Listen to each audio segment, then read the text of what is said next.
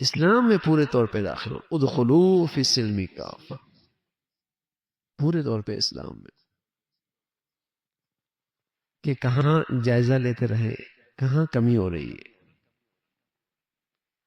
اور دین کا کون سا حصہ ایسا ہے جو آج ہمارے گھروں میں نہیں ہے، کہاں کوتاہی۔ آدمی ہمت کر لے نا، اور عزم کر لے کہ ہم نے ہر حال میں اللہ کا حکم پورا کرنا ہے، تو میرے عزیزو اللہ بڑا مہربان ہے، اس کی مدد و نصرت بھی ہو جاتی، آسانی بھی ہو جاتی۔ لیکن اگر اندر سے طے کر لیا نہیں اتنا ہی کافی ہے،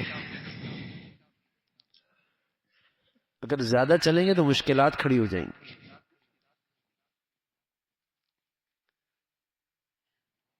تو اس کو تو اسلام پہ اعتماد ہی نہیں ہے، اس کو تو اسلام کی کامیابی کا اعتماد ہی نہیں ہے۔ یہ تو نادان یہ سمجھتا ہے کہ زیادہ دین پہ چلیں گے تو مشکلات زیادہ ہو جائیں گی، علمان والعافظ۔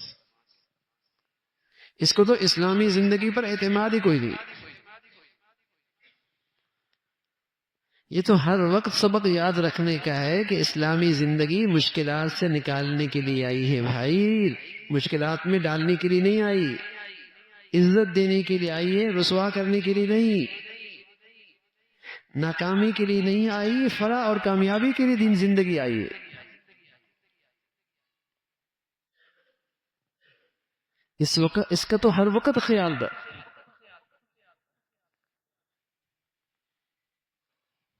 اللہ کرے یہ ذہن مل جائے، اللہ کرے یہ سوچ اور فکر میں پختگی آ جائے کہ جہاں اپنی اولاد میں، اپنے گھر میں، اپنی زندگی میں، گھر میں، بازار میں کہیں مشکل دیکھے، پریشانی دیکھے تو فوراً ذہن کہاں جائے؟ اللہ کی طرف، کہیں کوئی کمی تو نہیں ہو رہی۔ پہلے اللہ کی طرف متوجہ ہو، اسے راضی کرے، پھر ظاہری اسباب بھی اختیار کرے، پھر ظاہری وسائل بھی اختیار کرے، پھر ظاہری تدبیر بھی اختیار کرے۔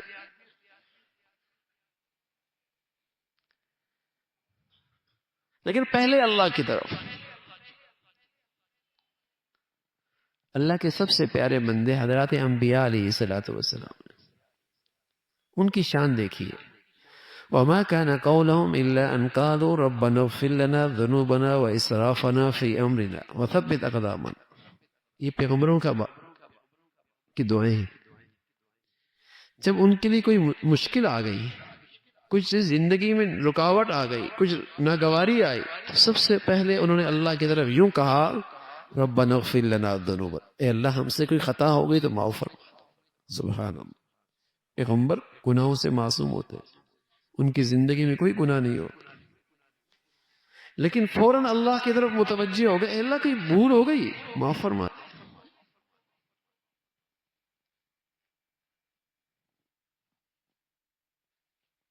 فما وہنوا لما اصابهم فی سبیل اللہ، جب انہیں کوئی تکلیف پہنچی اللہ کے راستے میں تو فوراً یہ کہا وما كان قولهم الا ان قالوا ربنا، اور کچھ نہیں کہا، سب سے پہلے کہا اللہ کہیں غلطی ہوگی تو معاف فرما دے۔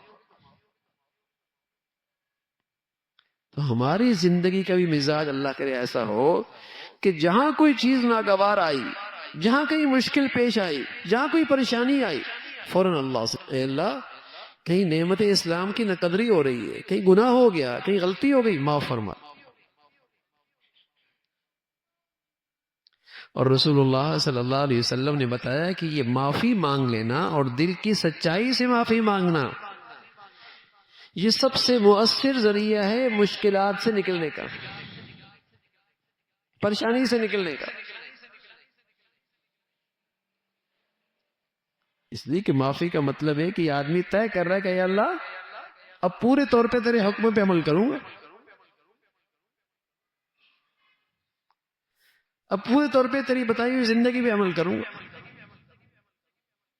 تو اس میں پھر اللہ تعالیٰ کی مدد اور نصرت ہوتی ہے۔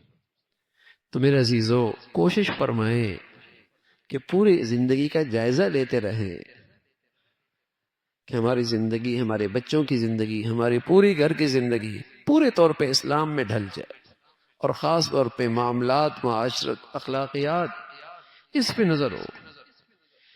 بڑھیا اخلاق نہ بھی ہو، کم از کم درجے کا اخلاق تو ہو کہ میری ذات سے، میرے معاملے سے، میرے لین دین سے، میرے رویے سے، میرے رہن سہن سے کسی کو تکلیف نہ پہنچے، کم از کم درجے کا اخلاق تو ہو نا، کہ بازار کی زندگی سے، میرے لین دین سے، میرے معاملات سے اور میری معاشرت سے اور میرے رہن سہن سے اور میرے رویوں سے کسی کو تکلیف نہ پہنچے،